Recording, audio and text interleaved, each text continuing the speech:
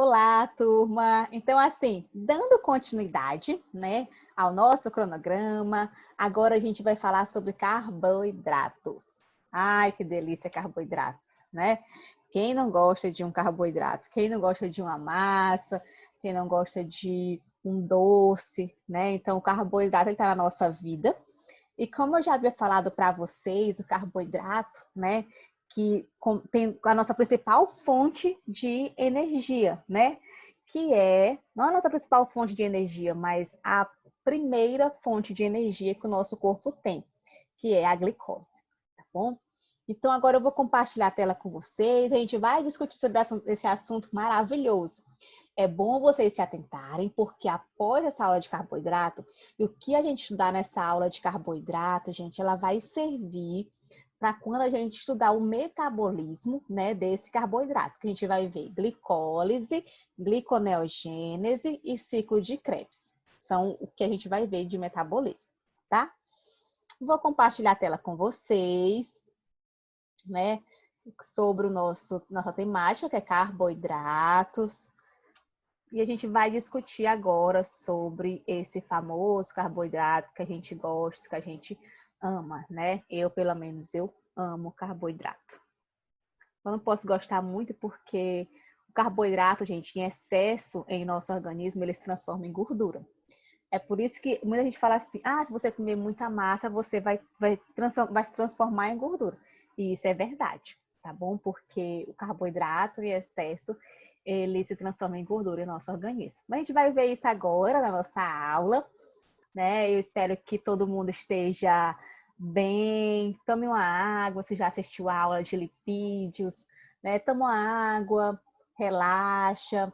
Assistir uma aula pela manhã, outra tarde, dar uma lida nos capítulos, né? A gente utilizou para essas aulas, tanto de lipídios e de carboidratos, o livro Bioquímica Ilustrada da Pamela Champ, utilizamos o Anitta, eu utilizei a maioria daqueles livros que eu botei para vocês como referências, né? Então é bom você estudar em cada um, ler um pouquinho em cada um, ver qual é o livro que você tem mais familiaridade, e a gente vai estudando, né? Meu intuito não é prejudicar ninguém, né? É uma disciplina difícil, não é uma disciplina fácil, porque você tem que ter uma base de química.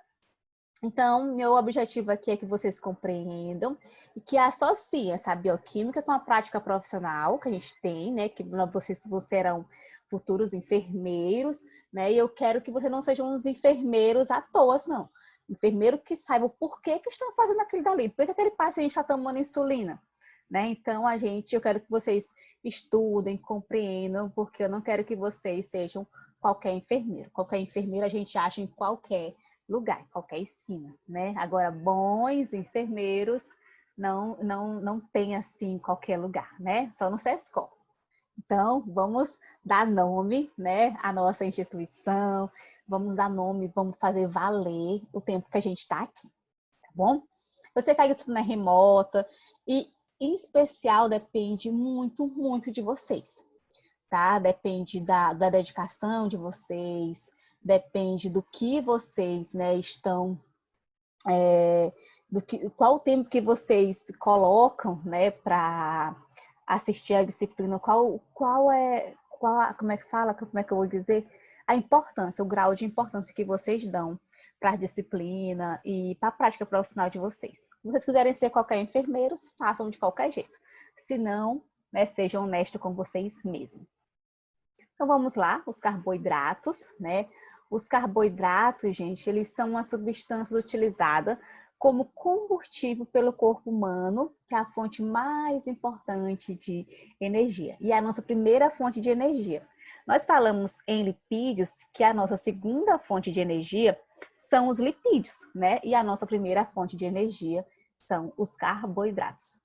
Eles são presentes em alimentos como cereais, pão, massas, arroz, farinha e doce.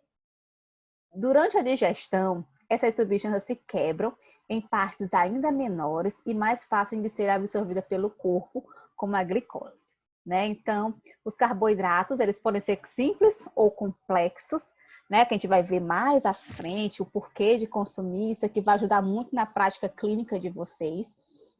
E vocês têm que colocar aqui na cabeça de vocês que é a nossa primeira fonte de energia. Nossa segunda fonte de energia são os lipídios. E a terceira fonte de energia são o quê? As proteínas, exatamente. São moléculas orgânicas mais abundantes na natureza e comumente o termo carboidrato ele é associado como um sinônimo de açúcar, é um sabor doce, por isso que ele é chamado de sacarídeo, né? Porque ele tem essa característica, né, de ter esse sabor doce. Isso é chamado também de sacarídeos, hidratos de carbonos e glicídios. Todo e qualquer, gente, carboidrato, ele é formado por carbono, hidrogênio e oxigênio. O que vai diferenciar? A quantidade de carbono, a quantidade de hidrogênio e a quantidade de oxigênio. Mas todo e qualquer carbono é formado por todo qualquer carboidrato, desculpa, ele é formado por carbono, hidrogênio e oxigênio. A mesma coisa dos aminoácidos. Todo aminoácido é formado pelo quê? Tem aquela estrutura padrão, né? Onde tem o quê? Um carbono central, um grupo amina, um grupo carboxilo, um hidrogênio e um radical E. A mesma coisa que é com os carboidratos. Todo e qualquer carboidrato ele é formado por carbono, hidrogênio e oxigênio, tá bom? Conceitos e generalidades. Eles são definidos quimicamente como polihidroxialdeídos ou polihidroxiacetonos. Depois vocês saberão por que isso, porque nós vamos ter carboidratos, né, que na sua extremidade nós vamos ter um grupamento aldeído, por isso que ele é chamado de polihidroxialdeído, e alguns outros carboidratos nós vamos ter grupo cetona, por isso que eles são chamados de polihidroxiacetonos. São compostos orgânicos, como eu falei para vocês, constituídos por moléculas de carbono, hidrogênio e oxigênio. A fórmula empírica para muitos carboidratos mais simples é carbono, H2O, né? E o N aqui. O que isso quer dizer? Que, por exemplo, se o meu carbono ele tem 6, se o meu composto, né, minha molécula tem 6 carbonos, a quantidade de hidrogênio vai ser o dobro e a quantidade também de oxigênio vai ser igual à quantidade de carbono. Por exemplo, a glicose, ela tem 6 carbonos, o dobro de hidrogênio, né? N vezes 2, 6 vezes 2, 12 hidrogênio. E N vezes oxigênio, né? 6 vezes oxigênio, 6 vezes 1, né? 6 vezes 1 oxigênio, 6. Então, assim, toda e qualquer molécula de carboidrato, né? Ela é formada por essa fórmula empírica. Por exemplo, se por um acaso, deixa eu pegar aqui o pincel. Se por um acaso esse carbono aqui, essa molécula de carboidrato, ela tiver 5, vamos dizer, 5 carbonos, então vai ser o quê? Ai, meu Deus. C5. Quanto é que vai ter aqui de hidrogênio? H, qual é o dobro de hidrogênio? 10. O dobro de hidrogênio, dobro de 5. E quantos oxigênio? 5. Se tiver 7, vai ser o quê? C7. H, 2 vezes 7, 14. E quanto de oxigênio? 7. Então, sempre segue isso. A quantidade de carbono, né?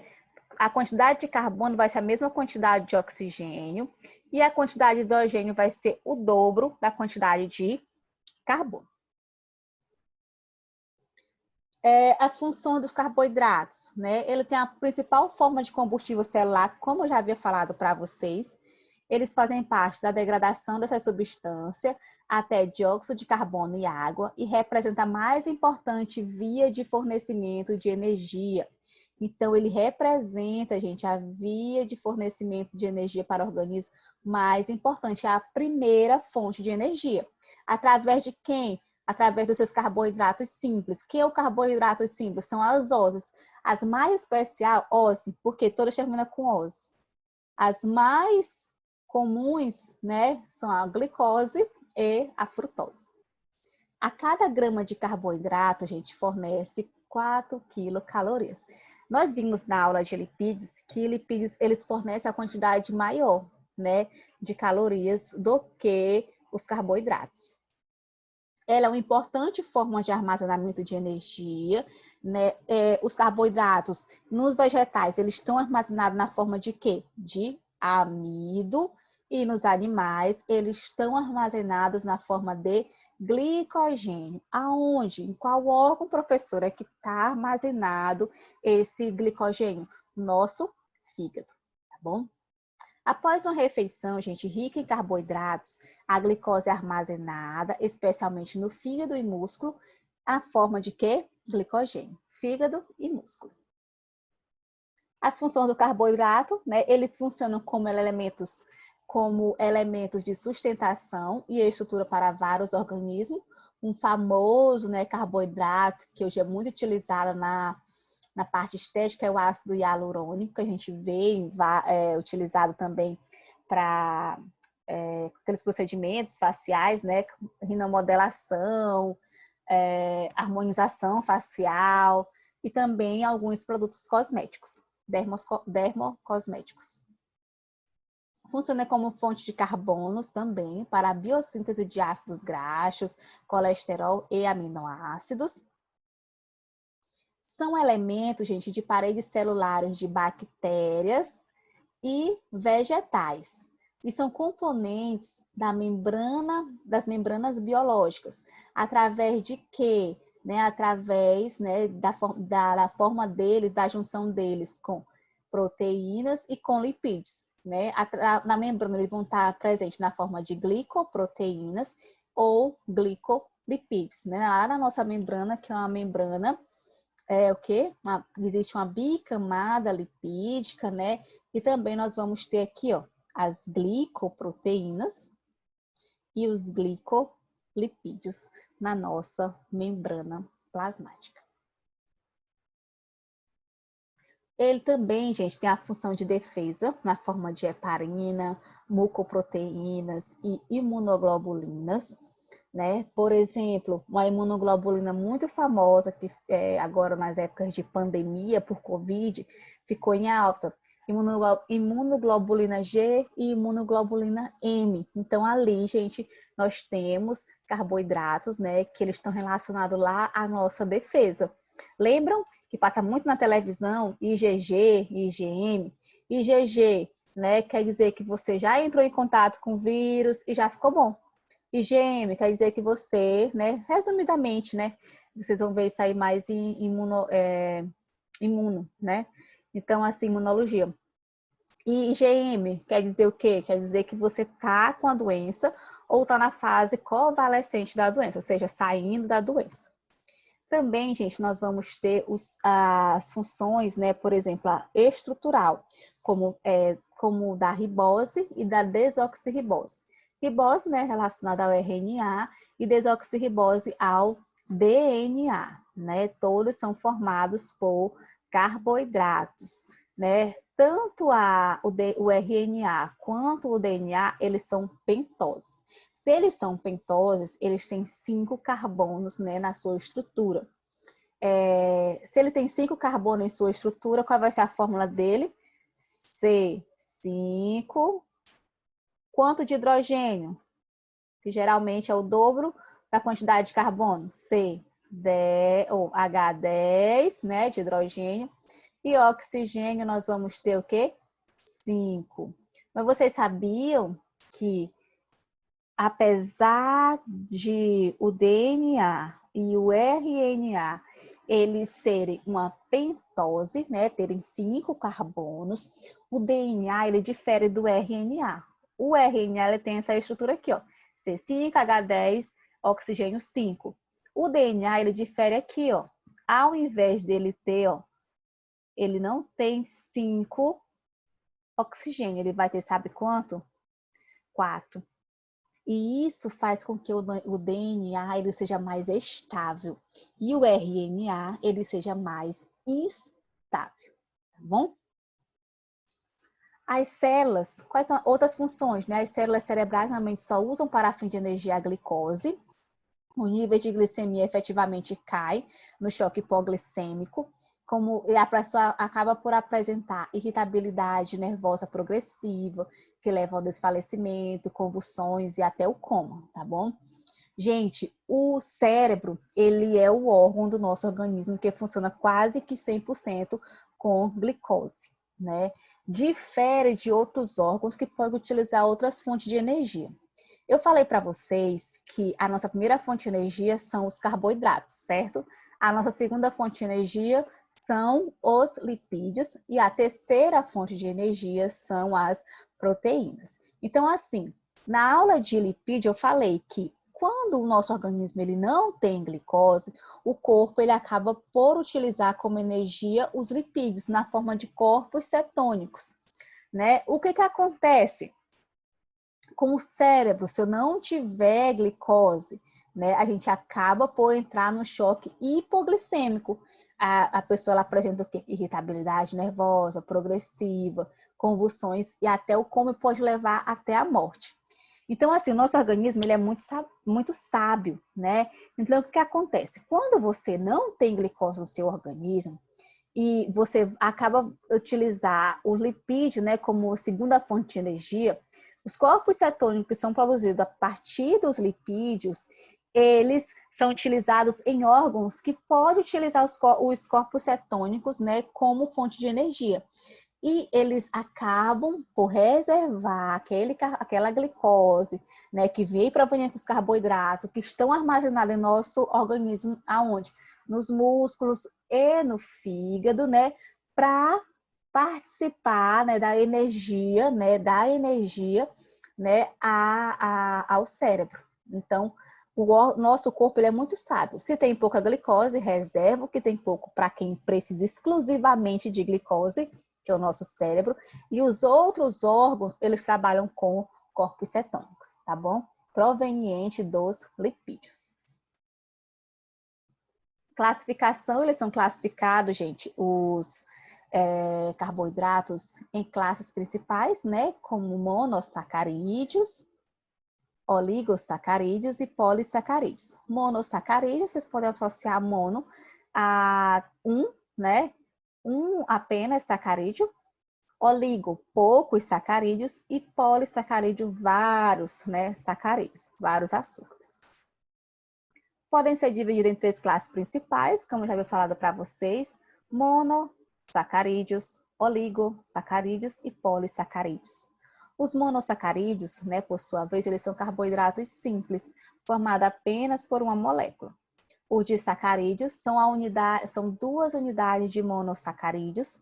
Os oligosacarídeos podem ser de 3 a 10 unidades e os polissacarídeos mais de 10 unidades de monossacarídeo. Vem aqui, vocês lembram do termo monômero e polímero? Para cá serve também. Quem é o monômero dos carboidratos? Os sacarídeos. Um sacarídeo é um monômero.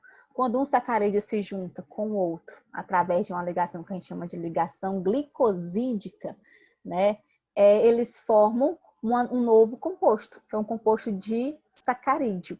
Né? Essa junção de um sacarídeo com outro, né, ele vai começar a formar o quê? Um polímero, né?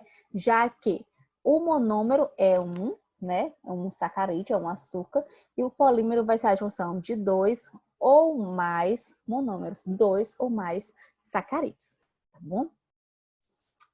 O termo sacarídeo, ele é derivado do grego sarkaron, que significa açúcar. Por isso são assim denominados, embora nem todos apresentem um sabor adocicado, né? Por exemplo, o arroz, né? Eu não acho ele tão doce, né? Como um doce de goiaba, vamos dizer assim, né? Mas eles são sacarídeos, são carboidratos. Os carboidratos mais simples, que são os monossacarídeos, eles são chamados de monoses ou oses, e eles podem E os nomes dele vai depender da quantidade de carbono. Eu falei para vocês que, por exemplo, o RNA e o DNA, eles são pentoses. Por que eles são pentoses? Porque ele é um monossacarídeo, ele é apenas uma molécula, apenas um carboidrato, né? Mas só que eles são formados por 5, um carboidrato não, um carboidrato, mas são formados por 5 carbonos, né? E esse nome vai depender da quantidade de carbonos na sua estrutura molecular.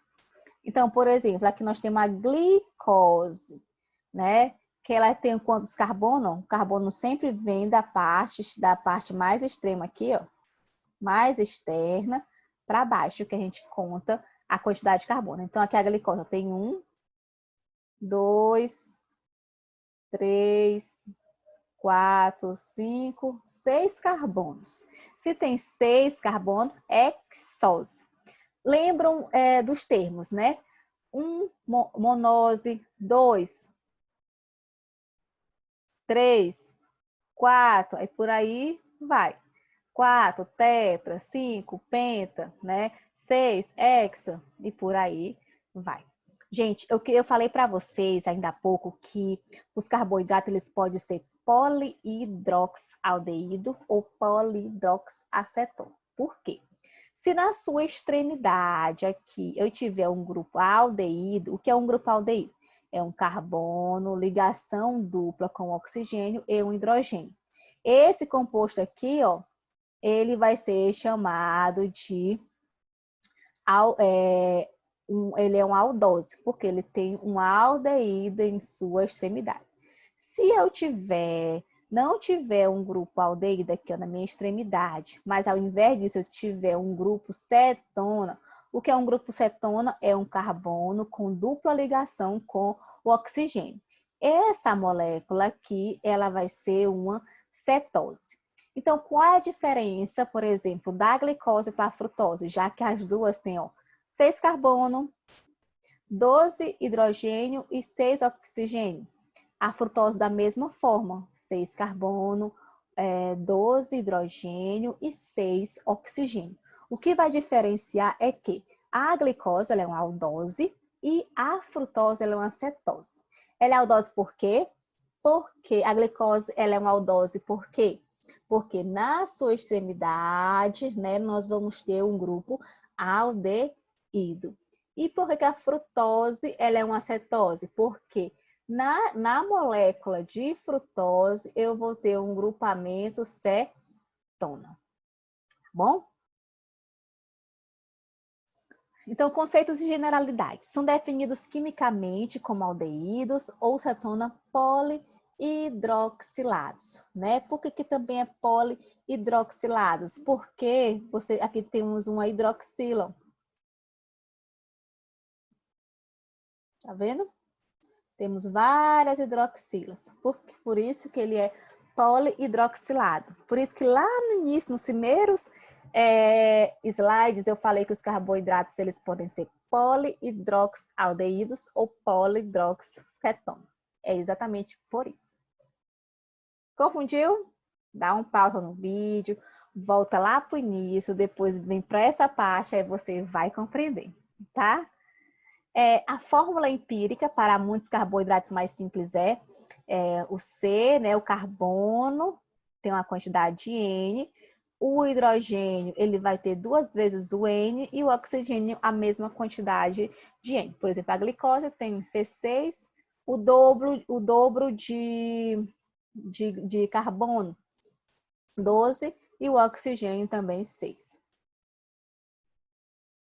As monoses, né, são açúcares simples que não podem ser desdobrados por hidrólise. Por que eles não podem ser desdobrados em hidrólise, esse açúcar simples? Porque eles são só uns, né?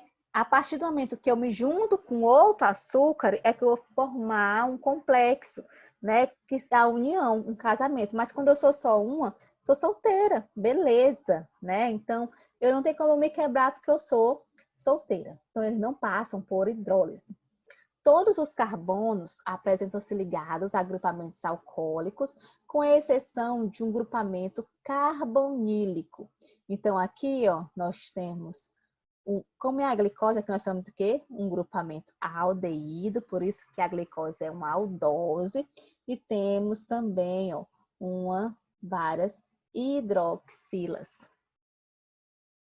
Os monossacarídeos simples, como eu falei para vocês, as monoses, elas são classificadas de acordo com a quantidade de carbono. Então, recebe o nome de pentose porque são, né, são 5 carbonos nessa molécula, né, esses açúcares. Então, eles são classificados, como eu já falei para vocês, de acordo com o número de carbono. Se são 3, são trioses. Se são 4, são tetoses. Se são 5, pentoses. Até falei para vocês de 2 pentoses, que é o DNA e o RNA. O DNA e o RNA eles vão se diferenciar em si, porque o DNA só tem 4 oxigênios, diferentemente do RNA, que tem 5. E isso faz com que esse DNA ele se torne o quê?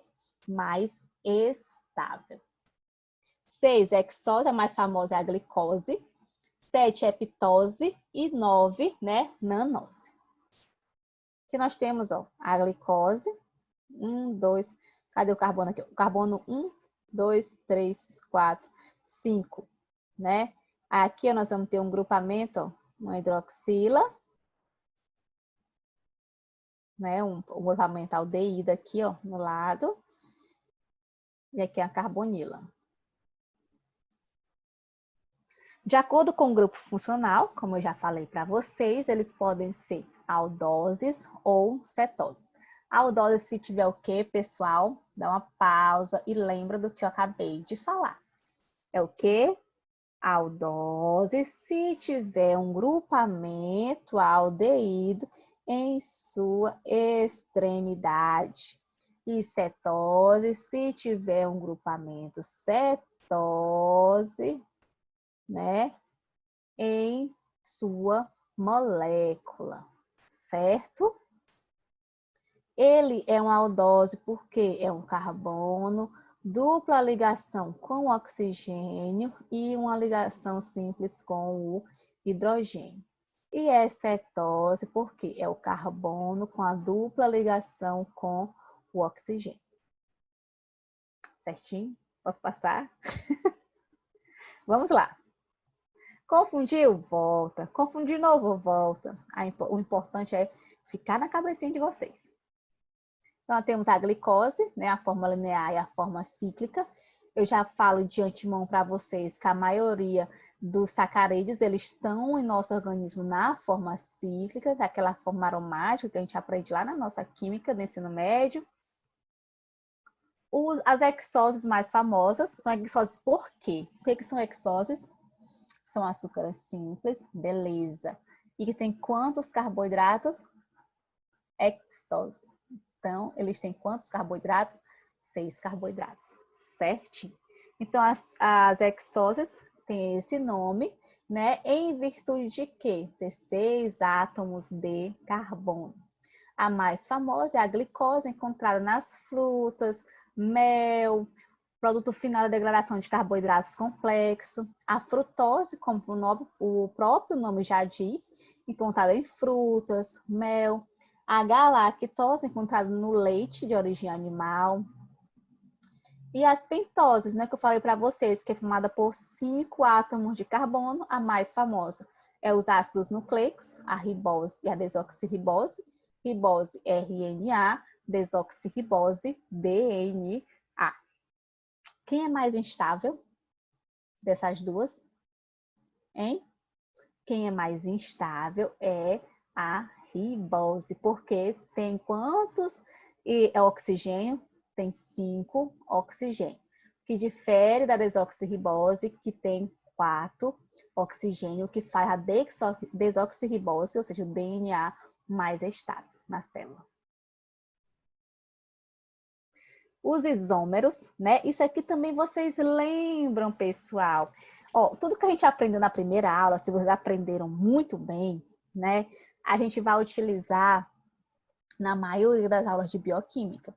Então, a maioria das macromoléculas, elas são isômeras, né?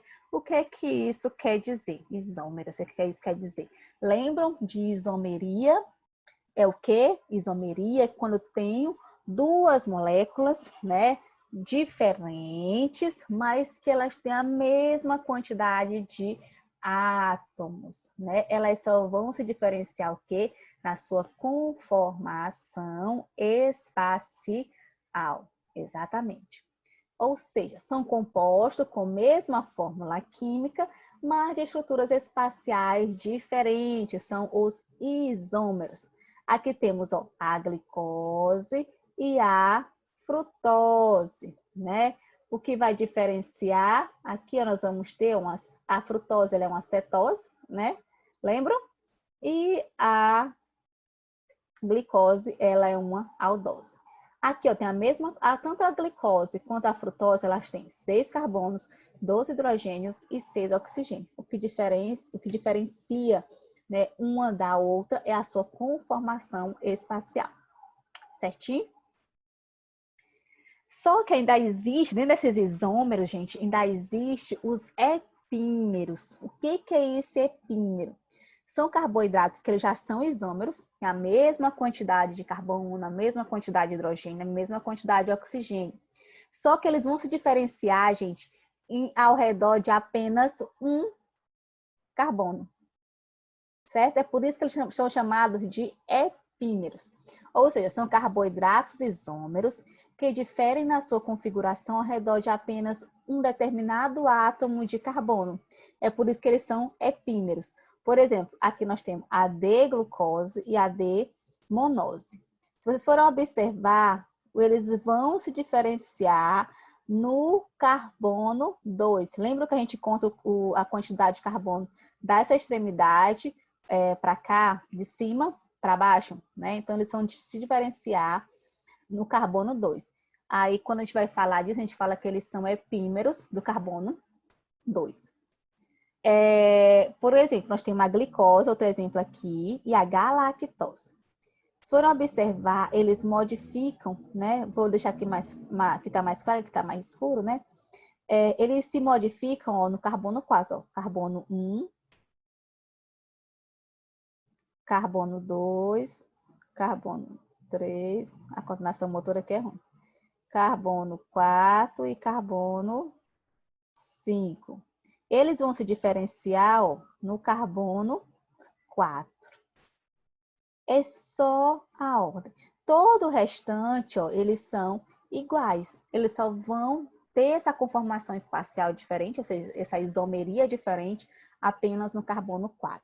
Se vocês forem observar, nesse lado aqui, ó, na glicose, a hidroxila, né, ela vai estar do lado direito, hidrogênio do lado esquerdo.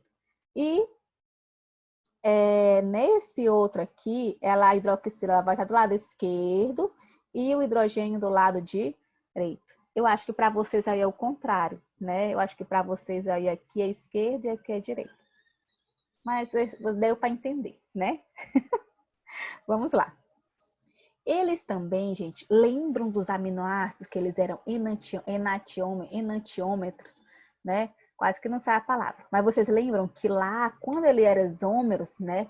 Que eles tinham essa característica de se conformar no espaço de forma diferente, apesar de ter a mesma fórmula química, eles poderiam se transformar em D-aminoácidos e L-aminoácidos. Aqui acontece da mesma forma. Os enantiômetros, eles são tipo espaciais de isomerias, observado em pares de estruturas que são como imagem uma da outra no espelho. Aqui nós vamos ter, ó, além deles serem epímeros, né, porque eles são iguais, ó, né, eles têm a mesma, eles não são epímeros não, viu? Foi uma coisa que eu falei aqui, mas eles não são. Eu olhei aqui de última hora, mas eles não são epímeros não. Eles são isômeros, né, porque eles têm a mesma fórmula, porém, eles têm uma conformação espacial diferente, né? É como se eles estivessem no espelho, né? Lembram? Lado direito, lado esquerdo. E eles estão diferentes, né? Nessa conformação no espaço. Lado direito e lado esquerdo. Lado direito a gente chama de D, né? Lá nos aminoácidos era D aminoácido, lado esquerdo L aminoácido. Aqui da mesma forma. Lado esquerdo L, glicose, e lado direito D, glicose. Diferentemente dos aminoácidos, que eram só os L-aminoácidos que são utilizados, que são biologicamente ativos, aqui nos carboidratos, né, são os D-aminoácidos, né, ou os D-aminoácidos, os D-carboidratos que são biologicamente ativos.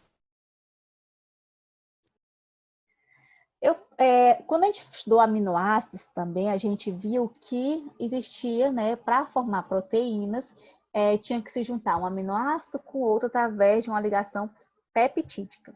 Aqui essa ligação só entre um sacarídeo e outro, e essa ligação é chamada de ligação glicosídica. Essas ligações glicosídicas, elas são formadas, gente, entre duas hidroxilas de duas moléculas de monossacarídeos com liberação de água. Da mesma forma que acontecia lá nos aminoácidos. Nos aminoácidos era o quê? Um aminoácido com outro aminoácido se juntava através de ligação peptídica e para essa junção acontecer havia o quê? Uma desidratação, ou seja, perdia uma molécula de água. Aqui acontece da mesma forma, só que vai ser um sacarídeo com outro sacarídeo, eles vão se juntar através de ligação glicosídica e para isso eles também sofrem um processo de desidratação, que é o quê? A perca de uma molécula de água. Então, o que acontece? Vou pegar uma hidroxila, né, de um grupo e um hidrogênio de outro e formar essa ligação glicosídica. Então, aqui eu pego uma hidroxila mais um hidrogênio, H, né, ó, H, aí sai o quê? Água, né? Então, H2O, 2 hidrogênio e um aqui, ó, oxigênio.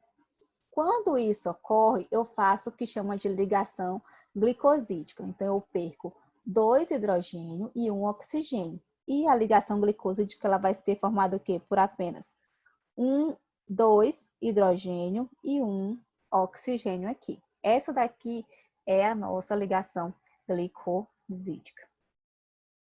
Os disacarídeos, né, que são aqueles formados por 2 sacarídeos, eles são bem simples. E os mais famosos, os mais que a gente deve saber, né, decorado e tal, é a lactose, que é formada por galactose mais glicose. Sacarose, que é formada por glicose mais frutose, que é presente o quê? Na cana, na beterraba, nos vegetais. A maltose, glicose mais glicose, ela é obtida através da hidrólise do amido, né? Presente lá na nossa cerveja, licor de malte, maravilhosa, né? Então, o que vocês podem tirar dos disacarídeos? Se vocês querem decorar o disacarídeo, associam o que eles fazem, né? Da onde é que eles são tirados, né? E acrescenta sempre um sacarídeo de glicose, uma glicose. Por exemplo, se for observar na lactose, tem glicose, na sacarose tem glicose e na maltose tem glicose. Então, você já pensa lactose, glicose mais que? Galactose, que é leite. Sacarose, glicose mais frutose. E maltose, glicose mais glicose. Aqui nós temos elas já unidas, né, através de ligações glicosídicas. Se são disacarídeos, eles são formados por quantas moléculas de açúcar? 2, né? 2 moléculas de açúcar. A sacarose, né, que é formada por glicose mais frutose, é um açúcar comum, encontrado em frutas, vegetais e mel. Constitui grande parte dos carboidratos consumidos pelos seres humanos e tem uma vasta aplicação pela indústria. Maravilhosa, delícia, né? Quem não gosta de uma fruta? Lactose, formada por galactose mais glicose, encontrada principalmente nos laticínios, principal fonte de energia dos lactentes, e tem um menor poder adoçante. A maltose, ela é produzida pela hidrólise do amido, né? E ela é usada pelo emprego na fabricação de cerveja. Ela é formada por glicose mais glicose. Os oligosacarídeos são aqueles que são formados por poucos sacarídeos Eles podem ter de 3 a 10 unidades, são contados legumes, não fermentado por enzimas pancreáticas. E os polissacarídeos, como o próprio nome já diz, eles são formados por muitas unidades de monossacarídeos. Eles são formados pela ligação de moléculas de glicose, variando na conformação e ligação química. Um polissacarídeo muito famoso, né? E que a gente deve total importância para ele no nosso organismo é o glicogênio. Ele tem uma cadeia bem ramificada, ele é um polissacarídeo, então ele é formado por várias unidades de monossacarídeos. E ele é importante porque ele é a nossa reserva de energias de animais, né? Então, é a nossa reserva de energia, né? Então, o que acontece? Quando o meu corpo ele não tem glicose, o organismo ele quebra esse glicogênio para transformar em glicose em nosso organismo. Que a glicose que é energética para nossas células, certo? Se não tem, eu falei para vocês, o organismo ele reserva essa glicose que está lá no nosso músculo, no nosso fígado, exclusivo para o cérebro, que depende quase que 100% de glicose, né? E os outros órgãos, eles funcionam com a energia proveniente dos lipídios.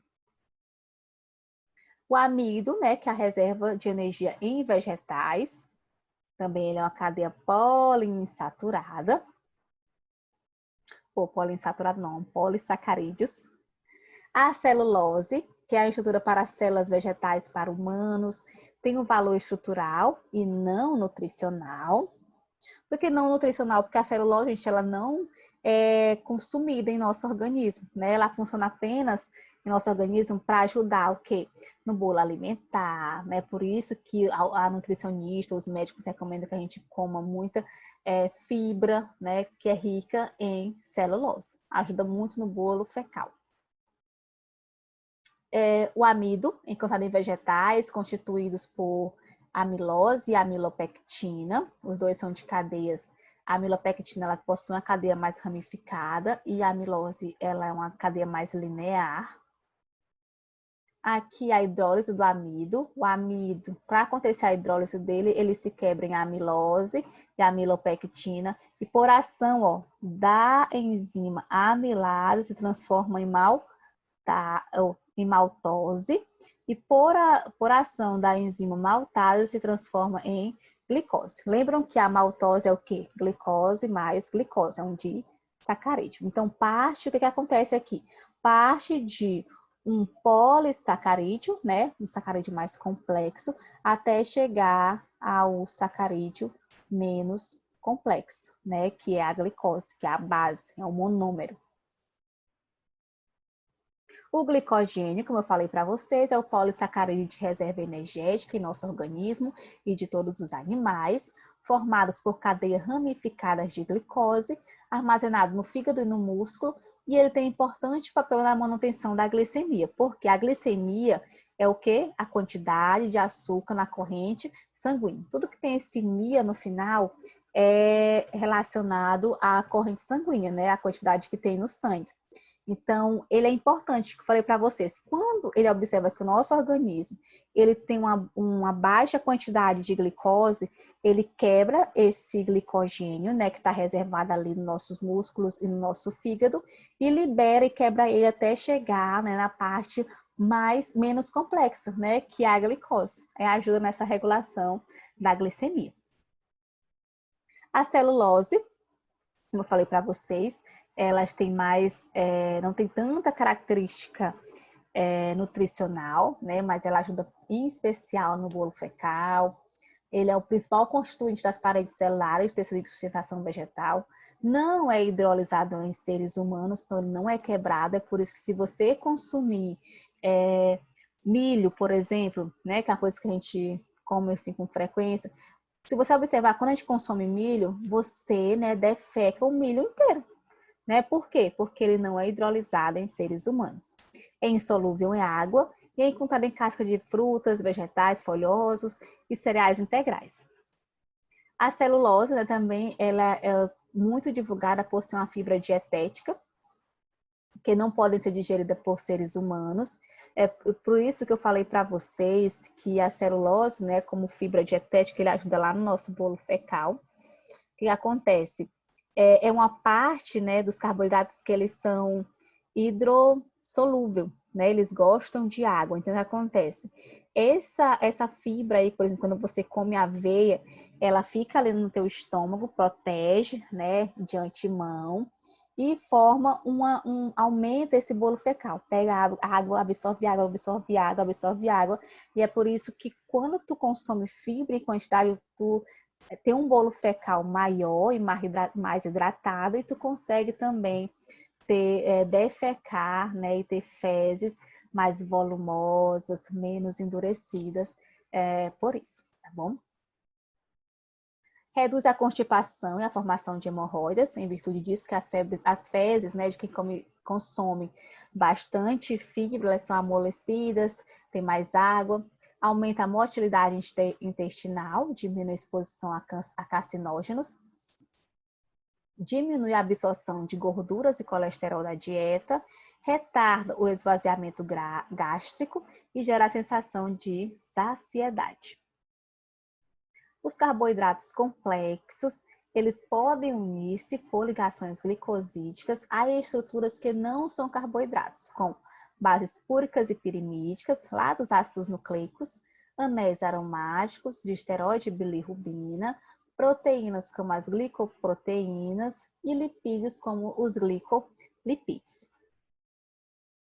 Como é que acontece o metabolismo dos carboidratos, né? Digestão e absorção. A digestão, ela se inicia na boca, né? Durante a mastigação, devido à ação mecânica e ação enzimática.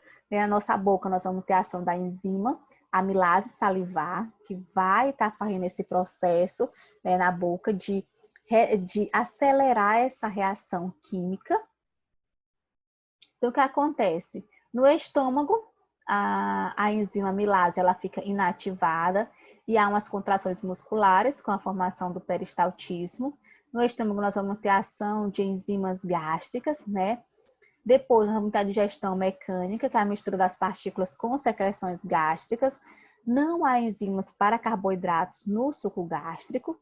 Já no intestino delgado, o quimo, né, que é aquilo que vem lá do bolo fecal, que é a formação do bolo fecal, ele passa por ação de enzimas do pâncreas que finalizam a quebra do amido em maltose. E as enzimas do intestino, já lá no intestino, quebra em glicose, frutose e galactose. Então, o que acontece? Parte do carboidrato mais simples, né, desde a parte mecânica até a parte de absorção e de eliminação, ela acontece por ações de enzimas, né? E essa quebra total, ela acontece lá no nosso intestino delgado. Os carboidratos, existem dois tipos de carboidratos, os simples e os carboidratos complexos. Vocês já ouviram quando a pessoa é diabética, né, que fala assim, você deve consumir mais massa integral do que amido, né, do que massa branca, do que pão branco. Por quê, gente? Pense aí na cabecinha de vocês, depois da aula que a gente já assistiu hoje. Acho que vocês estão cansados, hein? Por quê? Os carboidratos simples, gente, que é aquele pão branco que a gente gosta, lá da padaria, aquele pãozinho, o pãozinho francês, o pãozinho de cachorro-quente, o pãozinho de hambúrguer, né? O arrozinho branco normal do nosso dia a dia. Eles são chamados de carboidratos simples. Por quê? São digeridos rapidamente e têm efeito negativo sobre os nossos níveis sanguíneos de insulina. Por que eles têm efeito negativo sobre os níveis sanguíneos de insulina? Qual é a função da insulina? Alguém sabe me responder? A função da insulina é um hormônio, certo? É um hormônio. A função dela é fazer o quê? Tirar a glicose lá da corrente sanguínea e colocar dentro da célula. Então, quando eu consumo muito carboidrato simples, eu vou, né, ter um efeito negativo sobre os níveis desse hormônio no nosso organismo. Por quê? Eu vou consumir muito carboidrato, eu como uma macarronada inteira. Quando eu como uma macarronada inteira, meus níveis, né? Como é um carboidrato simples, ele faz o quê? Quebra muito rápido. Se ele quebra muito rápido, rapidamente eu vou ter um nível elevado de glicose, né? Em minha corrente sanguínea. Esse nível aumentado vai fazer com que o pâncreas produz insulina, produz insulina. Vai chegar uma hora que ele não vai conseguir produzir, né? Então, vai ficar ainda muita glicose em minha corrente sanguínea. É por isso que a pessoa fica diabética, porque diabética tipo 2, né? Porque todos os dias, né? Uma coisa é você comer uma macarronada de 15 em 15 dias, de um ano em ano, né? Outra coisa é você comer todos os dias uma macarronada, ou comer todos os dias 2 quilos de arroz. Por quê? O que vai acontecer com o teu organismo? Tu sempre vai ter uma quantidade alta de glicose na tua corrente sanguínea. O teu pâncreas vai entender que tem que produzir insulina, produz insulina, produz insulina. E com isso vai ter uma época que o pâncreas vai cansar. Ele vai produzir só aquela quantidade, ou não vai conseguir mais produzir, né? Vai quebrar. A fábrica da insulina vai quebrar. O que vai acontecer na tua corrente sanguínea? Vai ter uma quantidadezinha mínima de insulina, que vai tirar essa glicose e botar dentro da célula. A outra vai ficar na corrente sanguínea e meu pâncreas vai estar lá debilitado. É isso que é o diabetes, né? Mas é o diabetes tipo 2, que é o que a gente estimula tanto a produção de insulina pelo nosso pâncreas, que chega uma hora que o nosso pâncreas ele não consegue mais produzir insulina suficiente, tá bom? Eles são encontrados, gente, nos doces, no leite, nas frutas, tem um teor maior de glicose e por isso eles são digeridos mais rápidos. As frutas, por também serem ricas em vitaminas, fibras e sais minerais, são as melhores opções para obter essa variação do nutriente. São facilmente quebrados, como eu falei para vocês, no processo digestivo e assim fornecem energia de imediato. Na hora que tu come, tu já sente, uau, uma pizza, eu tô logo assim, passou minha fome. Porém, eles dificultam a perda de peso, né? Porque sempre vai ter glicose ali no meu organismo e meu organismo ele não vai precisar consumir nada da gordura que ele tem armazenada. E tem uma coisa, vocês sabiam que o excesso de carboidrato no nosso organismo, aquilo que não se transforma em glicogênio, ele vai se transformar, sabe o quê? Em gordura. Exatamente. Você come carboidrato, o teu organismo reserva o que tem para reservar e o que sobra se transforma em gordura. O teu corpo não elimina. Dificultam a perda de peso e digerido rapidamente pelo organismo, eles fazem com que os níveis do açúcar no sangue aumentem rapidamente, ocorrendo assim a liberação da insulina, que consegue colocar os carboidratos para dentro das células de gordura e músculos, né? Essa é a função da insulina, como eu já havia falado para vocês. A liberação de insulina previne que o corpo utilize a gordura armazenada por causa do excesso de açúcar presente no sangue, dificultando a perda de gordura. Eu também já comentei agora com vocês, mas eu estou só recapitulando para ficar bem fixo na cabeça de vocês. Possui alto índice glicêmico e são absorvidos rapidamente pelo nosso organismo. Exemplo, açúcares, frutas, doces, refrigerantes, etc. Dentro desse complexo aí, nós vamos ter ainda o carboidratos complexos. Nós falamos do carboidrato simples, que são aqueles mais gostosos, né? Aqueles que estão ali no arroz branco, normal, no pão branco, né? Em geral, são farinhas brancas, em geral, né? Que são carboidratos simples. Aí nós vamos ter os carboidratos complexos, que é aquele que a nutricionista fala para o diabético. Você tem que consumir arroz, você tem que consumir arroz integral. Você tem que consumir pão, mas um pão integral, 7 grãos, né? Hoje eu já vi até de 10, 12 grãos. Então, por que tem que consumir esse negócio integral? Já ia ver. Porque, gente, esses carboidratos complexos, eles são absorvidos mais lentamente pelo organismo e têm sua estrutura molecular mais complexa. Eles são polissacarídeos, liberando energia aos poucos. Teu corpo vai quebrando, né? Diferentemente do outro que quebra tudo, aumenta o nível de glicose no sangue, depois minha insulina, meu pâncreas não consegue mais produzir insulina suficiente, né? O carboidrato complexo, o que acontece? Ele vai quebrando aos poucos, vai liberando a quantidade de glicose ali na minha corrente sanguínea, meu pâncreas vê, tem glicose, vou produzir insulina. Produz insulina, consegue colocar aquela glicose, está na corrente sanguínea, para dentro da célula, né? E com isso, eu vou tendo um nível de insulina regulado, a quantidade de glicose regulada e permite que eu tenha uma perca de peso, né? Porque quando nesse intervalo entre uma alimentação e outra, né, o que pode estar acontecendo? Eu tenho uma insulina ali boa ainda, suficiente, eu tenho glicose, mas está acabando a glicose, então eu vou utilizar o quê? Vou reservar a glicose para o cérebro e vou utilizar a gordura, né, que está lá na minha pochete, nos meus adipócitos. É por isso que a pessoa que consome carboidratos complexos, ela consegue ter uma perca de peso. Após sua ingestão, há um prolongado e leve aumento nos níveis de glicose na corrente sanguínea, né?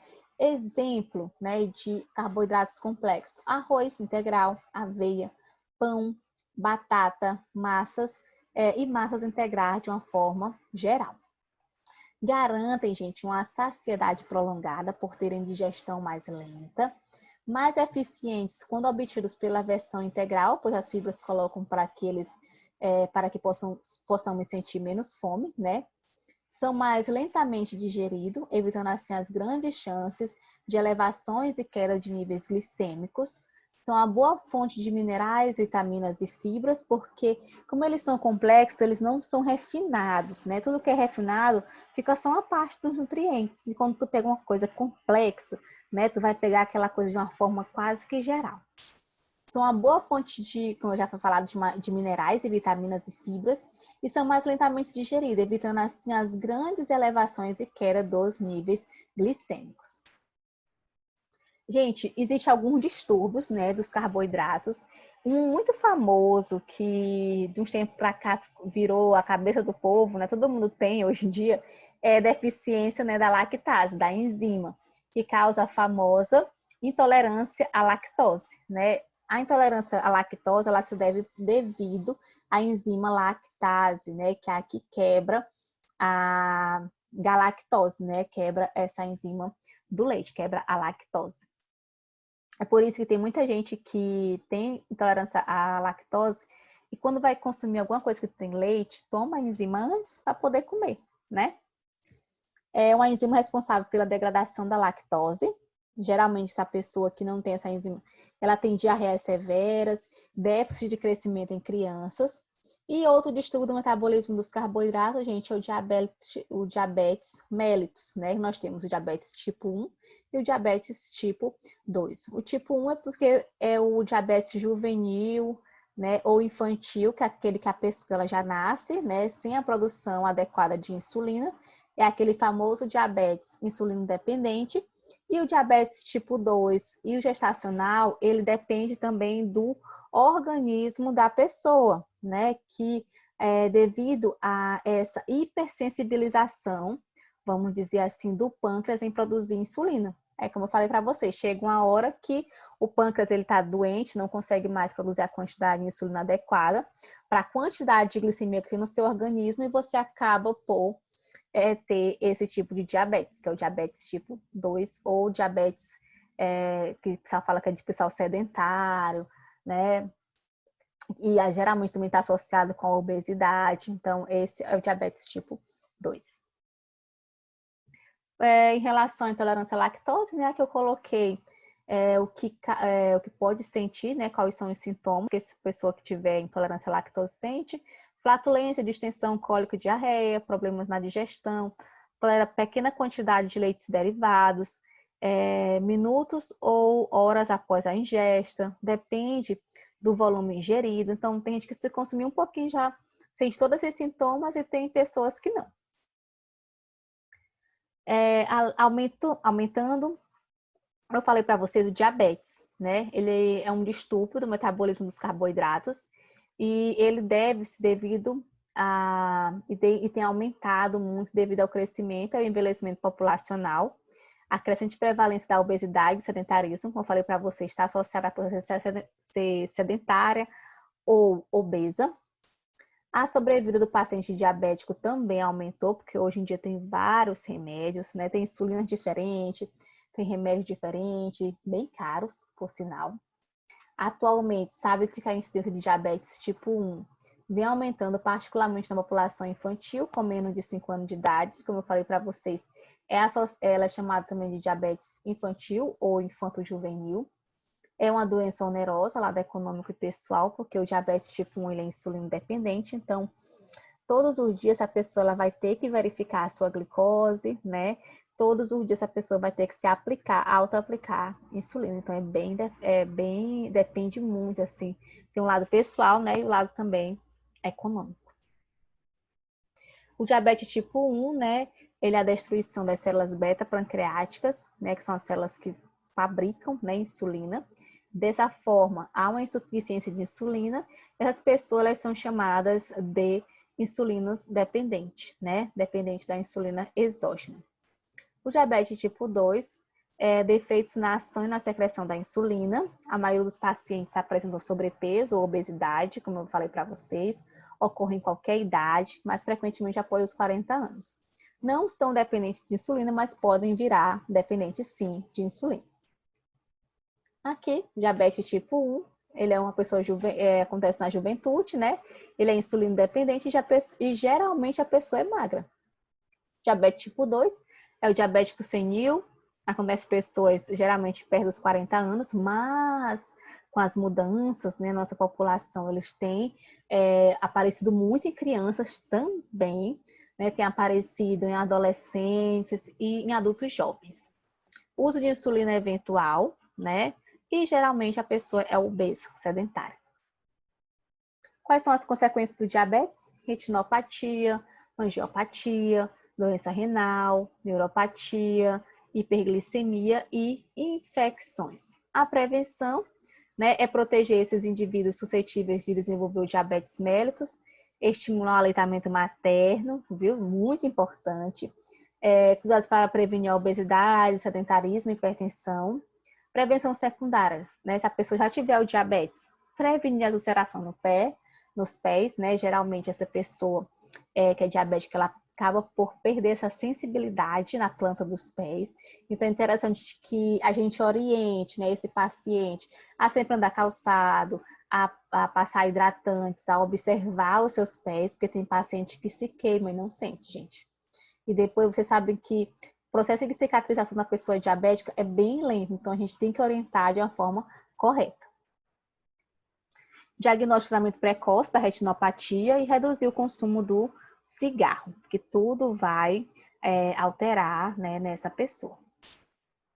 E temos também, galera, nós não podemos ter apenas hiperglicemia, né, que é aquele aumento da glicemia pelo consumo exacerbado de carboidratos.